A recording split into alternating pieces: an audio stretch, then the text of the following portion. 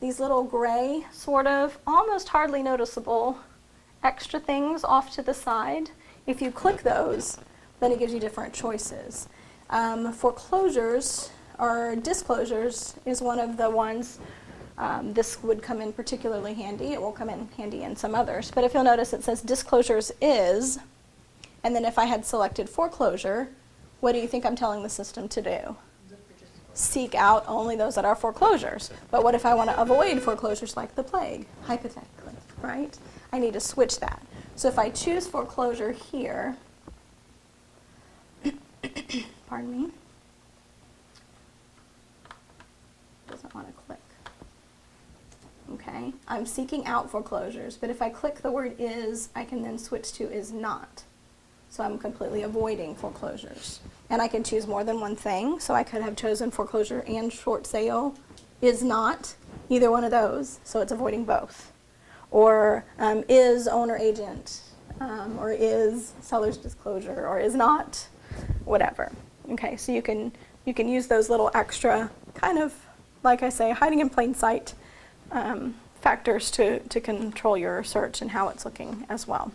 Okay.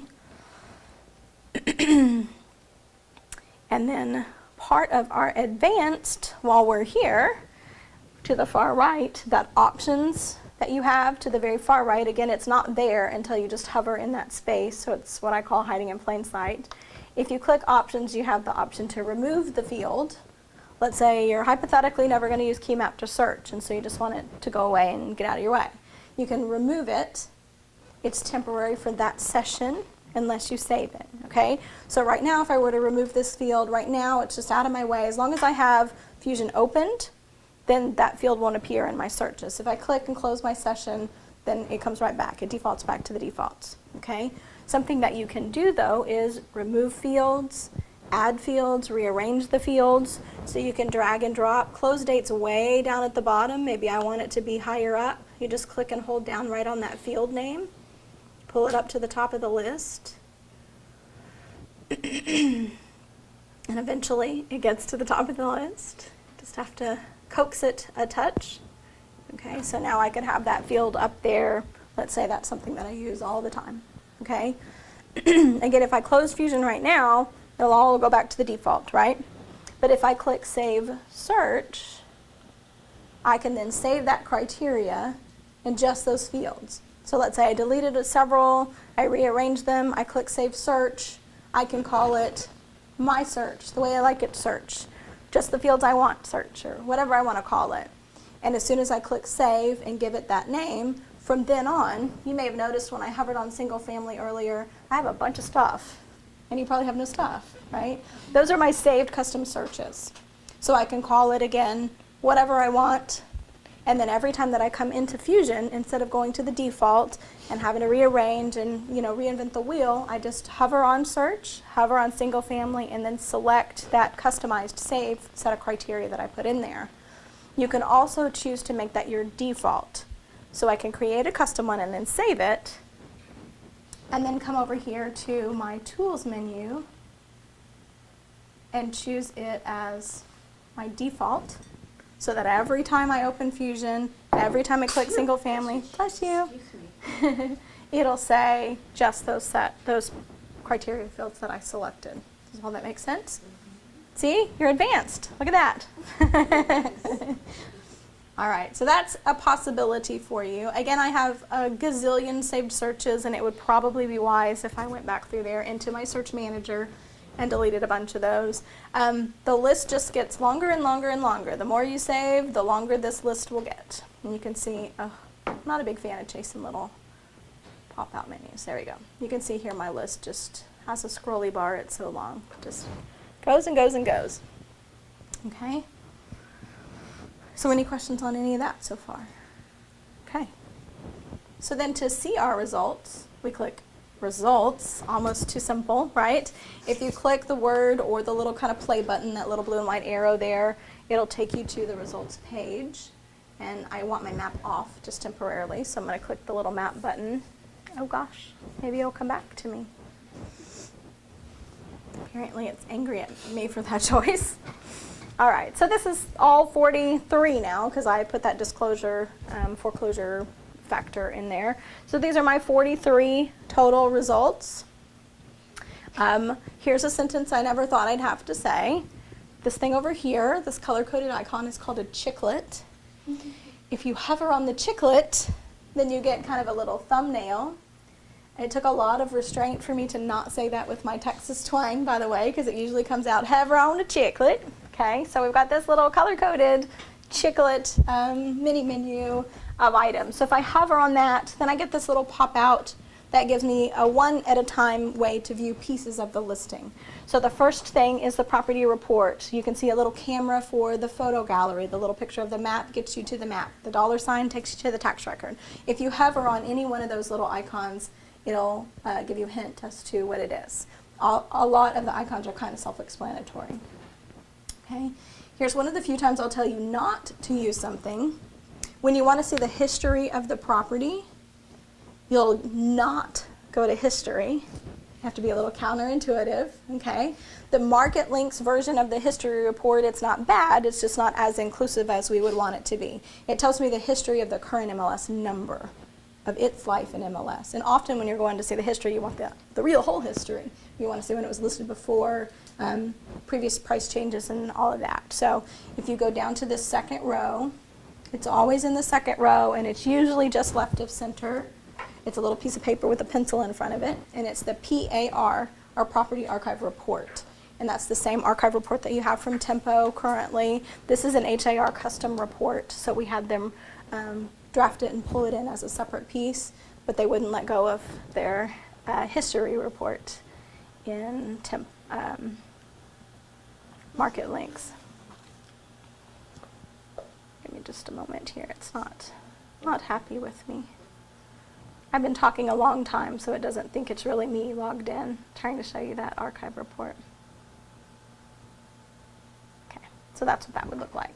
So again, not a huge long history to that property, but you can see we've got a 2012 listing and its detail, and then the more current listing in 2014.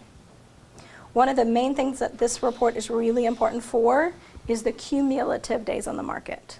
Okay, in this case, they're all the same, so it's not that exciting. How many of you know what cumulative days are and how they're calculated? I feel so excited. I love this stuff. All right, so we have days on market, right? That's however many days it's been in MLS with this current MLS number, okay? So that could be, 1, 22, 17. Over on the very far right in Fusion is our column for DOM, or days on market, okay? So that happens to have 129 days. The one below it's 4. 2 up from that is just 1. They just put it in yesterday at some point. Cumulative days are however many other days it's been on the market prior to that. And the way it's calculated is if it didn't sell and it was not off the market, if the gap wasn't 6 months or longer. So if it was expired for 5 months and 12 days and then it was reactivated, we keep counting from the original first list date through current.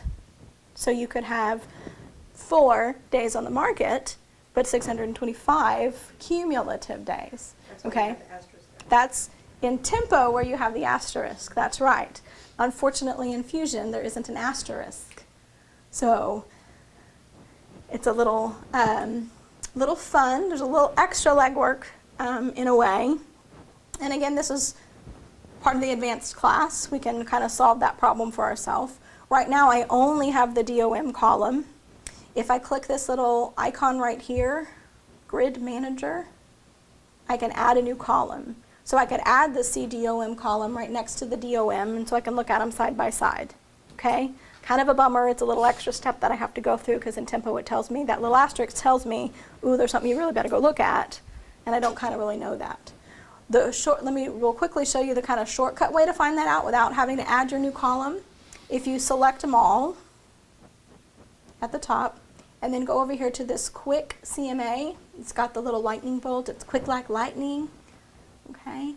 Then it'll show you a report that includes both the columns, CDOM and DOM. So I can just do a real quick overview, find the days and cumulative days, and go from there. Not so quick. I don't know if it's old Bessie or the internet or, yeah, it's not feeling very quick today. It's Monday. It's apparently on holiday with the other half that got to have their holiday today. Oh, it's amazing, let me just tell you. Yeah, dash line uninstall. There we go. So over here, again, I think it's just because I'm connected to the projector. Bear with me just a moment. You pretend all this is not happening. You don't have to do any of this. It should just work on your screen. You can see on the second and third to the right there, I've got DOM and then CDOM. So this particular property has 96 days, but cumulatively it's actually been on the market 819 days, where it's never sold and there's never been a gap of 6 months or longer between the time it was listed and off the market and back on the market. So in Fusion, will it have the asterisk there or not? They probably will not add that. No. That's low. It's on their to-do list, but it's low on their to-do list for us because it's helpful, but it's not, you know, in their terms, imperative to the system. So this is the quick kind of way to see that information. At least you have that. Or like I say, as a part of the advanced class here, you can add a column. And then that can be a permanent part of your display when you log into Fusion. Okay? So now, to do the more advanced of the two, quick CMA is technically a basic, and then this would be the more advanced. Click Grid Manager. And you're usually just going to have, I don't know who Chip is or why he gets to have his own grid, so just disregard that one. But let me delete this so I can create it for you. You'll have just your default search results grid, highlight it, and then copy it. You could start completely from scratch and create a new grid, but then you have to manually choose every single column that you want to show up on that page. Pros and cons, it's good to have the control and the flexibility to do that, but it's also kind of a pain to have to remember all that.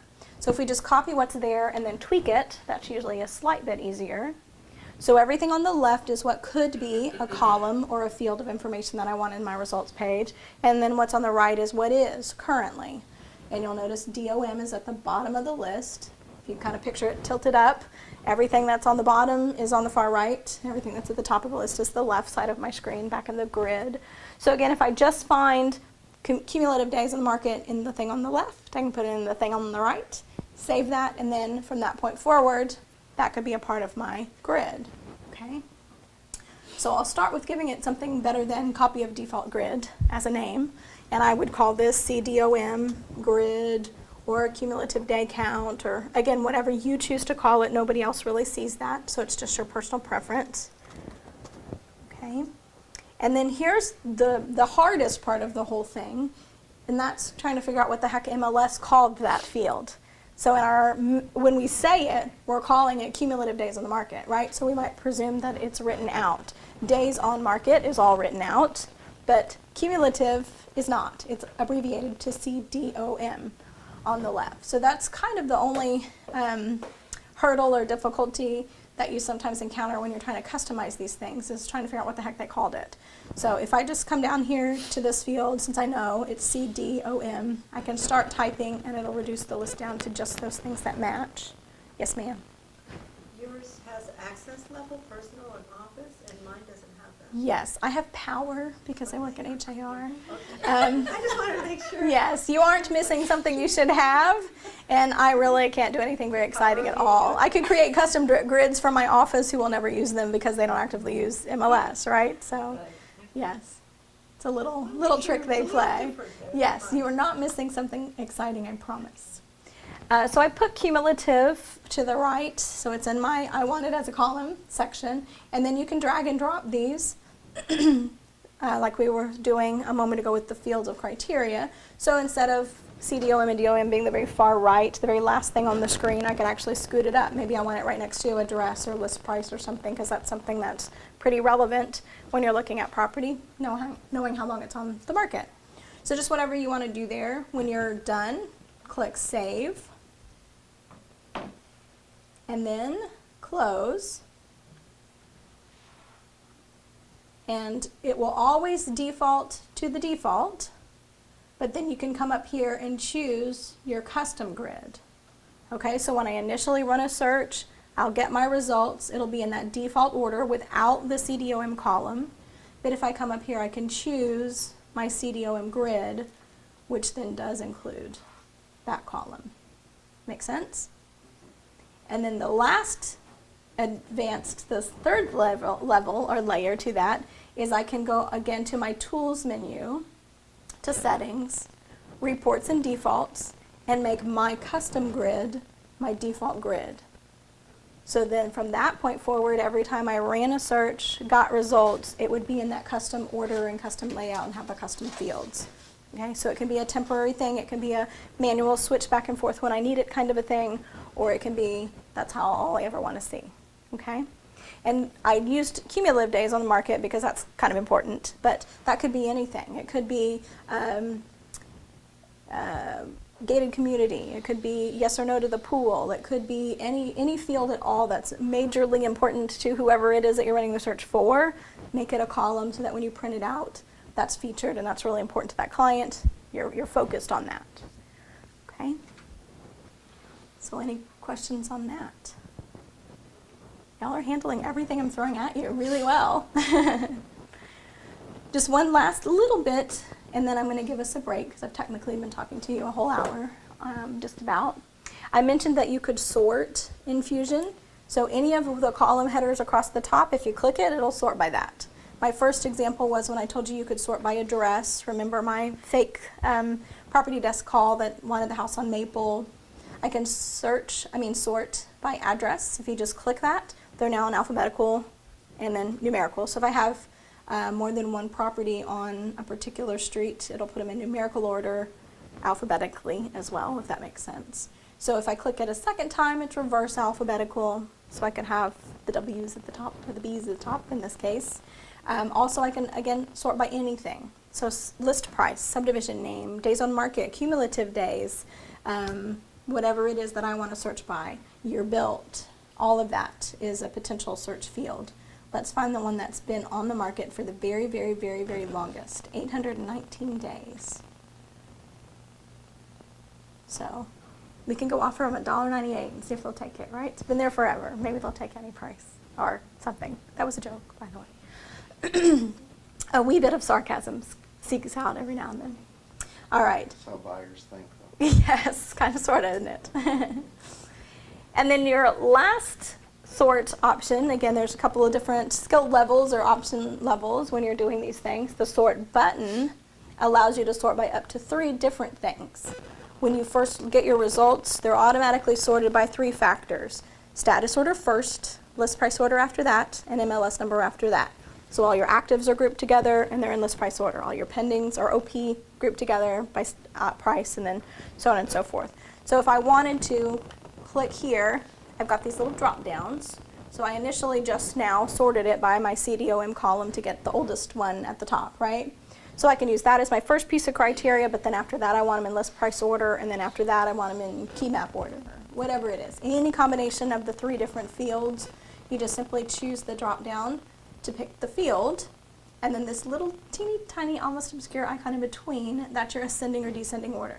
So again, I can have it highest to lowest, lowest to highest, alphabetical or reverse alphabetical, or whatever it might be that I need to do for that particular field. And each of the 3 fields has that ascending, descending order button to it. So that's your super advanced way to sort. Okay. All good? Okay. So just briefly, the blue toolbar is all agent-centric stuff. So those blue buttons are going to be things that you would use primarily just for you. It'll change the way the screen looks, or alter how you're receiving your results. The black and white toolbar above that is all client or consumer-centric stuff. We're going to send it to them. We're going to email it. We're going to print it. We're going to run a CMA for them. So things to take the results and get them out of there to go to somebody else. So as promised, I'll give you a little bit of a break. Let's take 10 minutes if that's okay.